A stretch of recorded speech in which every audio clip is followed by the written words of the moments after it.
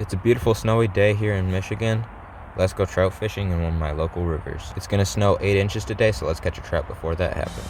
My rig for today is a double nymph team using 2 different types of red zebra midges, and I'll be fishing these flies on my 10-foot 3-weight Euro nymphing rod. So let's get fishing. Sorry about the highway noises, I was fishing between 2 interstates.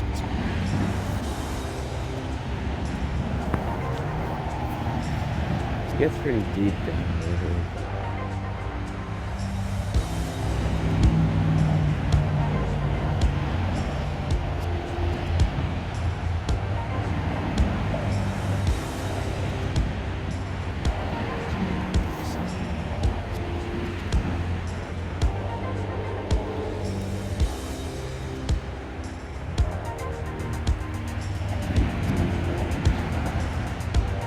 Fish on.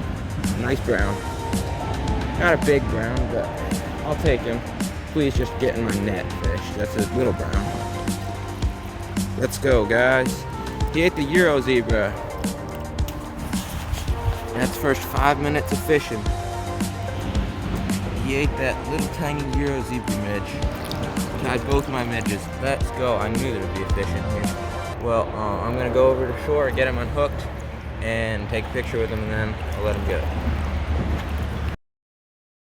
Guys, we're gonna get a release on this beautiful little trout. And where'd he go? Oh, he's gone. He shot off. I then proceeded to wade a mile downstream roughly, and then this happened. Okay guys, we have a huge brown on right now. He's a giant. Oh.